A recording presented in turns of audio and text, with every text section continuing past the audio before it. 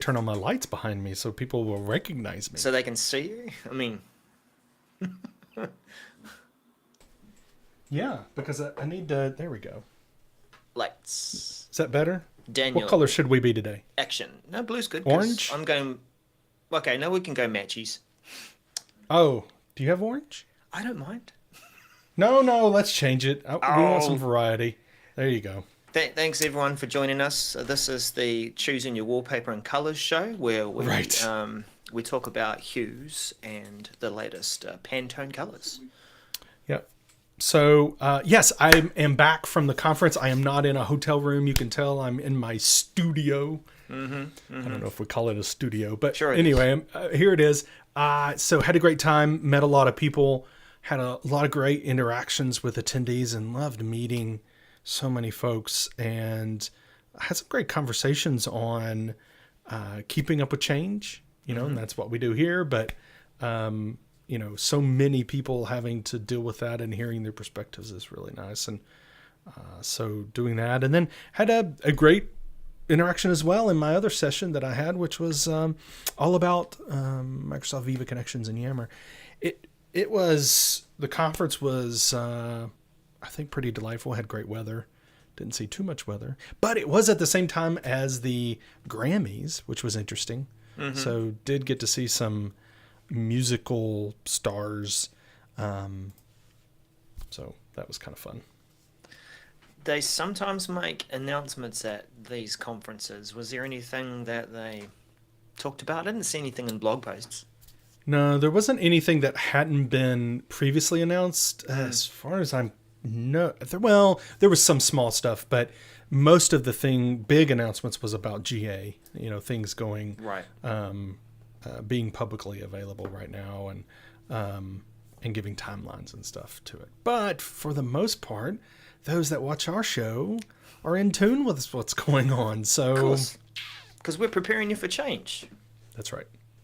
Yeah, and we do a good job at it too. Let's actually start that job. We get paid so much for it, right? We do.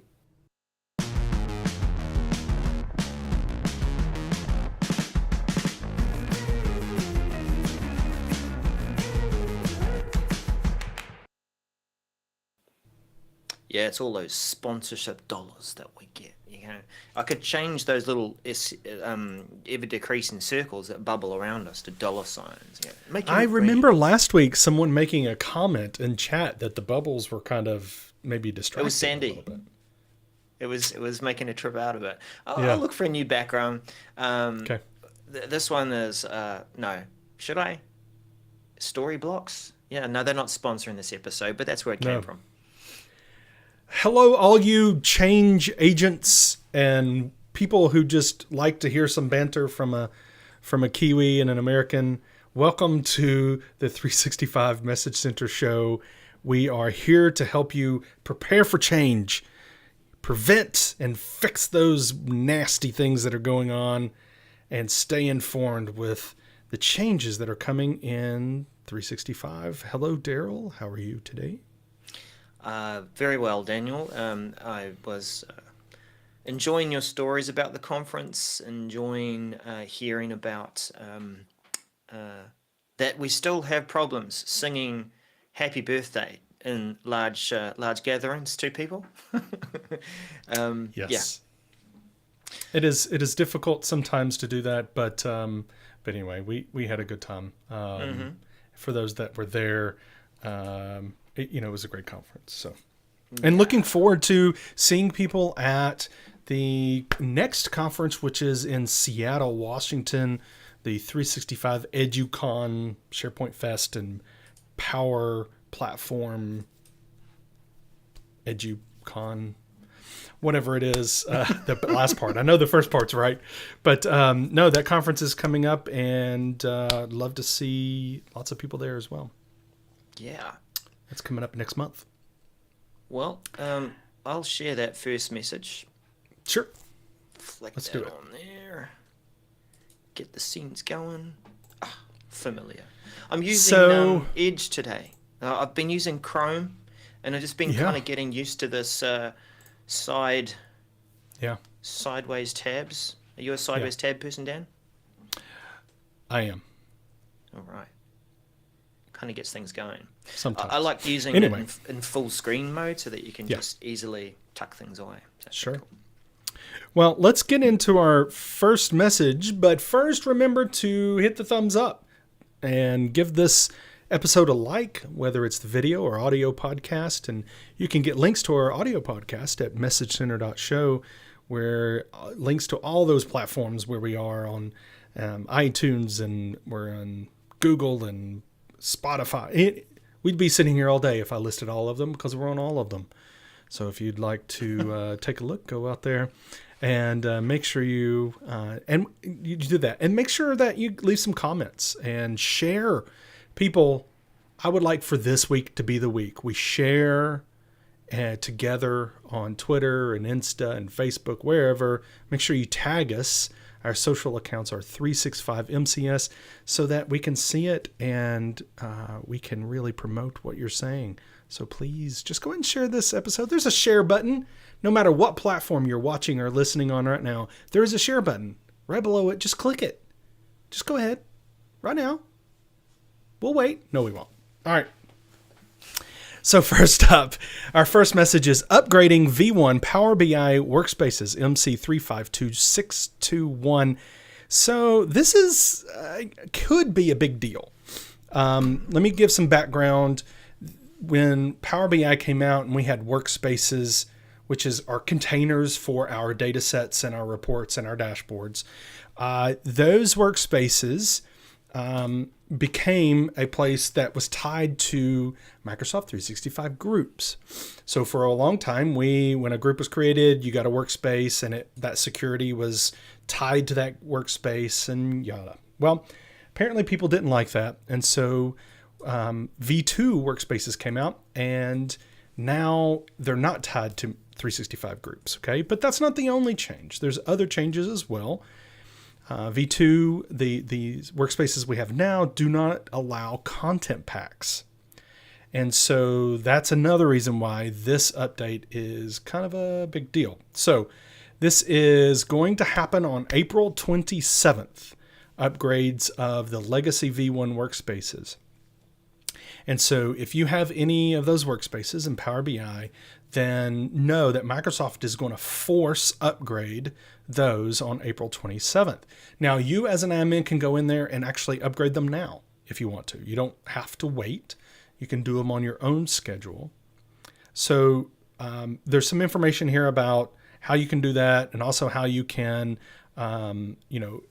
block.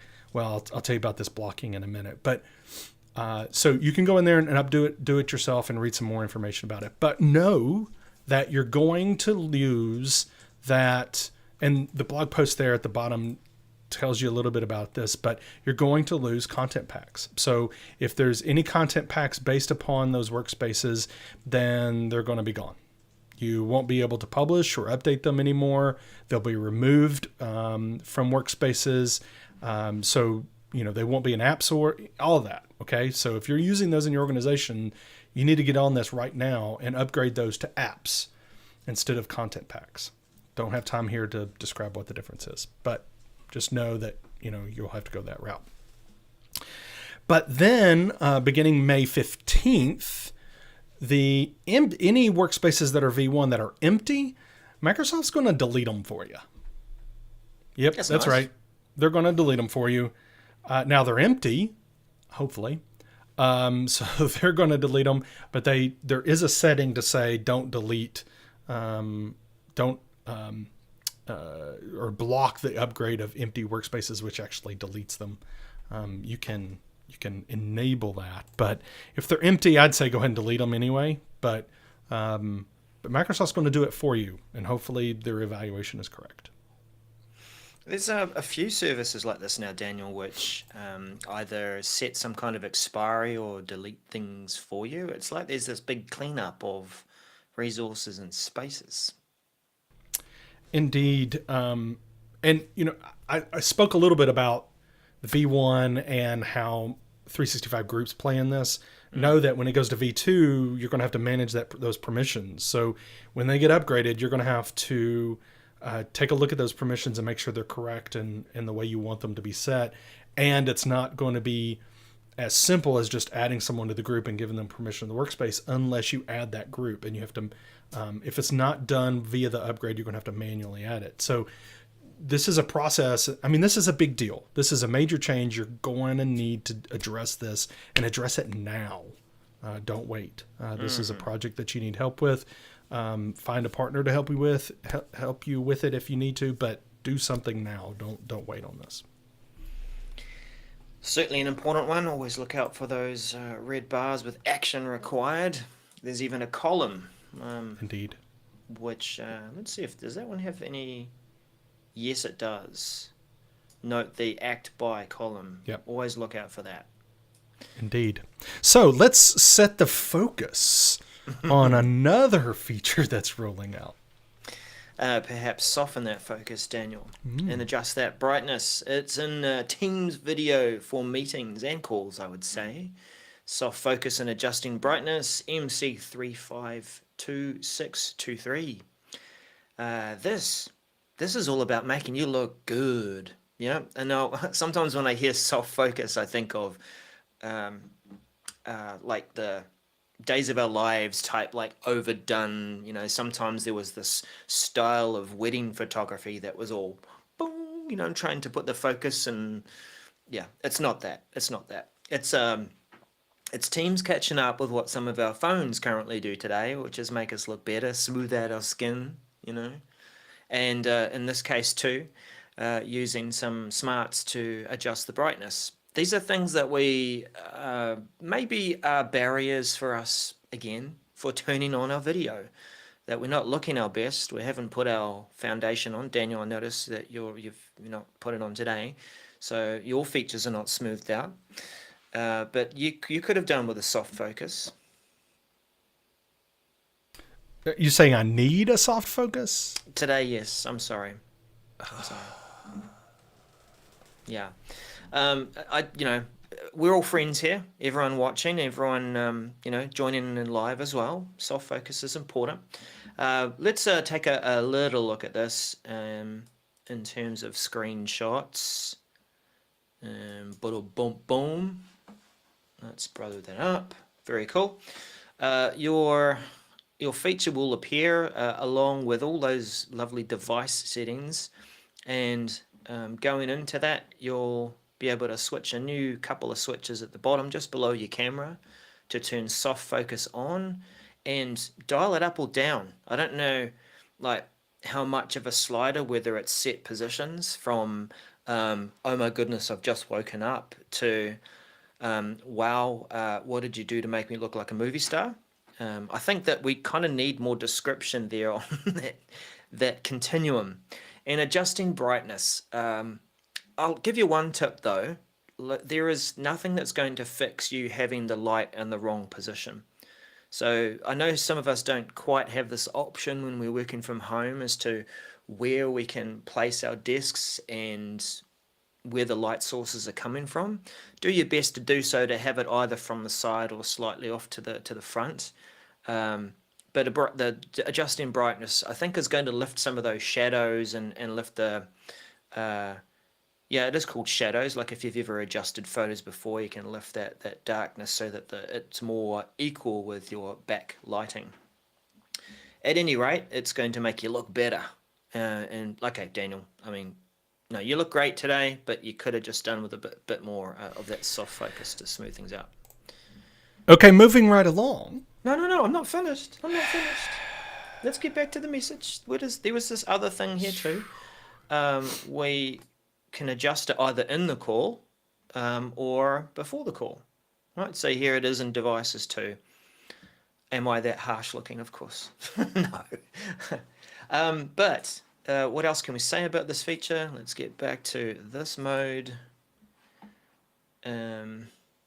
What you need to do to prepare. Please evaluate this feature and decide whether your people or whether they should be available to users on your tenant. If not, please disable before it rolls out. So this is something you could turn off. You could prevent people from Maybe this will help. Maybe this will help people actually use the camera Yeah. and not try to be an avatar. Maybe. I think we're getting like so many choices now about between off and on and quite real and new virtual backgrounds. Uh, Virtual backgrounds. You know, sometimes they're trying to detect the where your limbs are and try and trace Hmm. around you with all the AI, and sometimes your arm disappears, and if you lean back far enough, sometimes your head disappears as well. Hopefully, this improvement on lighting might help with that too. That it lifts it and can trace you a bit better. Yeah, so Joanne asked a great question. Why would you want to turn it off? I have no idea. No clue why you This would want to feature, turn this off. Yeah. mate. Oh look, sometimes these AI features don't do a great job based on maybe where your camera's positioned, and if it smooths out my Maybe, face and but as a tenant, why would you want to turn this off? I mean, that's what oh I think that's why yeah, she's asked. Why would you want to turn this off for your whole organization? I don't know of a good reason.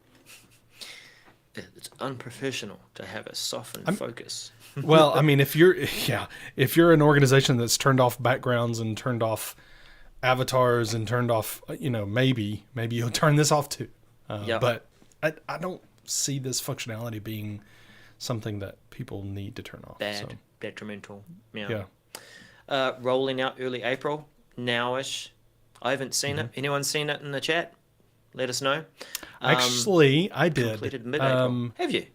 Last night, I was joining a Teams call with a certain Kiwi, and it asked me, "Did I want You to didn't adjust use it then and soften?" either. I didn't know. I didn't. You just wanted to give me your real gnarly. I've been to a conference and it's the weekend and Whoa, man! Come on! What is up with this? All right, harsh. All right, so harsh. Let's soften moving. this. Soften this. Yeah. So next up is Not that one. Microsoft Lists Calendar Unscheduled Pane MC354159. This is actually something that was demonstrated last week at the conference. This first time, that it was kind of announced, I guess. It's not a huge update, but it's a cool update with calendar views for lists. You're going to be able to see with this feature, being able to look to see if an item is in the list, but it doesn't have a date that the calendar view is relying on for it to be in there. There's going to be a pane that shows you unscheduled. So you can see, here's events or sessions or whatever it is that are not in the calendar view. So you can go in and say, it's kind of like the required fields, highlighting that, saying, hey, there's missing information. This is saying, since you're using a calendar view, here's items in the list that don't have a date that we're using for the calendar. You need to update that. So it'll be rolling out mid-April, so almost nowish, and expect it to be rolled out by late April. So it's going to be very quickly rolled out. I guess worldwide, because we don't have a rollout schedule for government or whatever. But so this is a Microsoft list, which, as you probably know, are just SharePoint list or list in OneDrive. So it says you don't need to prepare for this change. I think that's true, although you may want to educate. A lot of people love the whole calendar view, right, Darrell? I mean, that was a huge missing functionality from classic to modern. So any of these improvements is really nice to see, don't you think? Yeah, definitely, especially if you're using this list for scheduling. So at a glance, you can see those items that do need to have a date. Very good. You could be listing staff members' birthdays. You And could. you're like, oh, I haven't got the birthday yet for this person. I don't know. There's Exactly. other use cases. You could do that. So let's move on and change the stream of thought to something about Nice. maybe editing videos. Nice, yes. It's Microsoft Stream and its new shift to SharePoint and OneDrive. Well, it's well underway now, isn't it? New feature being added to view and edit the video audio file information. Video and audio file information. This is MC353485. We've been getting different features added where the transcript can be added. There was being able to set the expiry or not. And now out of that panel, we can quickly add a description or about. Alright, sorry. It is the About panel that allows you to change the title and description of the video. Let's have another big look at this one. It is going to be quite useful for making those quick changes and making videos more discoverable and easier to find. I wonder if those sorts of details would turn up in search in description. But, I would hope so. Yeah, me too. So apart from about the video, the other thing that does help us tell the story, especially for us as content creators, we're all very, very aware of this, is, I'll just stick that one back into that view of things, is updating the thumbnail from the About panel. If you're wanting to put something a bit more engaging there and add something colourful, maybe a best frame plus something else. But these sorts of things do tend to attract people to click on and view the content. So with those two options, they're going to be rolling out targeted release mid-April, expected late April, standard mid-May, complete mid-June, and government early July, expected late July. So for all you content creators that do upload videos, do take just a few more moments to add these things to your videos so that they're more discoverable and more engaging. Yes, indeed. Daniel, let's finish on another SharePoint update. This one should be good. I hope so. SharePoint. Updates to channel site layouts and parent site settings.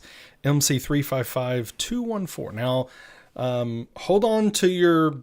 I don't know what you're going to hold on to because there's going to be some different ways of talking about some of these things. So I want to make sure we all understand. Hold on to your britches. Make sure you understand what we're talking about when it says parent site. Okay, so we'll get there. So there's two updates that are coming in regards to SharePoint sites, and when it comes to those, and these are sites that are those team connected sites, okay? Those sites that are created when you create a Microsoft team. So the first update will be, and I actually like this update a lot because it makes the site a little more functional, is that when you create a new channel, so a private or shared channel, you get that new site, that new SharePoint site behind it. Well, when you do, there's going to be a new page layout that's going to focus on news, documents, quick links, and activity. Instead of that standard, look for a SharePoint team site, and you're like, ugh, I got to rearrange all these things. I haven't seen an organization yet keep those web parts in the same place. Or not touch them at all. Or not touch them at all, and not even... But when you do, it would be nice to actually have a jump start. So what this is giving you a jump start on is you use, most likely there's going to be documents, right? You created this channel and you're going to share documents. Well, when you come to the SharePoint site, it's going to be right there. Okay, great. But it's going to focus on news as well. And then have a quick links already there for you so that, I find a lot of organizations are using those sites for links. So you can have that, those links there, and then activity, updates and activity that's going on that's relevant to you. So this new layout is going to be a part of those private and shared sites. And this is going to be rolling out mid-April and completed late April for targeted release, and standard will be early May and late May for standard. So I like this new layout. It gives you a nice layout to start off with. And then, remember, you can add this site, this page in as a tab so that, you can utilize SharePoint in your team. The second update here, though, is for all you that go and take that site, you create a private site, a private channel, and it creates a site behind it, and you go and add that site to a hub, okay? And then maybe you've taken the team site which is called the Teams Connected site or the parent site, depending on how you're trying to describe it, but those are one and the same. And you've added that to a hub. So now you have sites connected to two different hubs or something. It just gets confusing as to what is joined. So what they're going to do now, from now on, once this rolls out, is that when you associate the parent site, the SharePoint site, so that Teams Connected site, to a hub, then all of the channel sites, all of the shared and private channel sites will inherit that hub's theme and navigation. Okay, so if you take a team and you got all these different, private and shared channels, all those sites, SharePoint sites behind it, all of those sites behind that team are going to have the same theme and navigation as the hub if you join that parent hub. Now, if you've gone and done a private channel site and add it to a hub, then you will have that connection removed automatically by Microsoft. Cut. So it's going to be removed. So that's something you need to plan for. So if you've done that and you've made it part of your way of your working, or maybe that's something you always do, whatever, Microsoft's going to kill that. And so it won't be associated with that hub anymore. It'll be part of, if the parent is connected to another hub, it will have the same theme and navigation. So that's the way it's going to work. Okay. So you're not going to need to do anything, nor are you going to be able to prevent this. It's just going to happen. You just need to smile and be happy that Microsoft's paying attention and doing something. I guess, I don't know. There's no way to prevent it, but you do need a plan for if you are connecting or have connected those private sites to hubs. You're going to need to take a look at that. Okay. Phil had a tip here. He shared something about taking advantage of that site and the pages behind it. That very few of us probably do this. Pin a page from our SharePoint site to our team, and yeah, that's a good way to use it, Phil, to be able to pin a page that becomes navigation for potentially other pages within the SharePoint site. So very cool. Dan, Indeed. I wanted to go back and it was a good question here from Hermine early in the show. Let's just get over to this so we give it a bit more space as well. Something else that has arrived or is arriving is the ability to name co-presenters or co-organizers so that they have someone to back them up to facilitate and manage meetings. And really looking forward to this feature myself, especially with managing breakout rooms and things like that. That's right. Hermine has said it looks like there's some conflict there with the presenter and co-organizer roles. So it would be interesting to see what the experience truly is. And it sounds like if you're a co-organizer, you can't be a presenter. I thought that as a co-organizer, you have presenter permissions as well. Well, I think it's when we talked about this, if I remember correctly, and I haven't played around with this, but when we talked about it, it was you couldn't have that role, but you had permissions, if that makes sense. So you couldn't be designated as a presenter before the fact, right? Right. Given that permission to say this is a presenter. But maybe that's not it. I haven't played around with it. Maybe some people in the chat, or if you're listening or watching afterwards, please make a comment. If you have any thoughts on this, definitely would like to understand how that works, and helping people understand how this change is going to affect them when they're using that co-organizer. Because when we talked about it, Darrell, that's exactly what we're talking about. What about larger events where we're doing breakout rooms and we want to help manage that process? So what does that look like? Yeah, we certainly need it, especially if we are turning our meetings into live event sized, more functional, more interactive webinars. Then it's good to have some co-organizers there to help you co-facilitate. Indeed. Yeah. Well, that is the messages for the week, and we're really thankful for some familiar faces, some we haven't seen for a little while. Join us in the chat, and they surely have clicked that like button to say that they've enjoyed the video. No? Surely, and they've already shared on social and tagged us at 365MCS so that we can help promote them as well. Please make sure you do that. Go ahead and do it. There's a share button right below. Whether you're watching on video on YouTube or LinkedIn or audio podcast, there is a share button. Please share. We'd love to see your shares. Any closing thoughts? What do you think is going to happen in the next few weeks? What are we expecting to arrive or looking at from the roadmap? There's one thing I'm looking forward to. And what's that? That's Loop coming to Outlook. And today they talked about it coming to, not public preview, the beta channel for those who are using Office.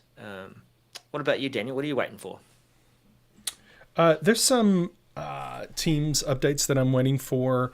I'm the biggest one being shared channels. I think a lot of organizations, have either gotten it from TAP or gotten it from now in the public preview, but I'm really looking forward to how organizations are going to use it. There's some gotchas, and our friend Phil has already posted a nice blog post about how you can make a team disappear. So anyway, it is. I think it's going to be interesting to see how people use that functionality and helps them collaborate, but not with existing guests. I mean, there's all these kind of things that I think people are going to have to get used to. How do you use this shared channel? So that's probably the biggest thing I'm looking for right now. Nice one. Keep an eye on that roadmap, people. Things are changing and arriving. And look, we'll see you again in episode 237. I've got to check these days. It's a bit like someone asking my age. Yes. Join us next time when Darrell says... Oh, I don't know. You just put me on the spot. I know, you did that to me once. I don't know. Did. Everyone go watch episode or listen to episode 127. I don't know. I just made that number up. I was going to say, man, but you have scarred, boy. Yes, scarred. But you did that to me once. I can remember. Anyway, everyone, we're done. We're done. Thank you so much. We're done, everyone. Thank you so much for joining us. Bye for now.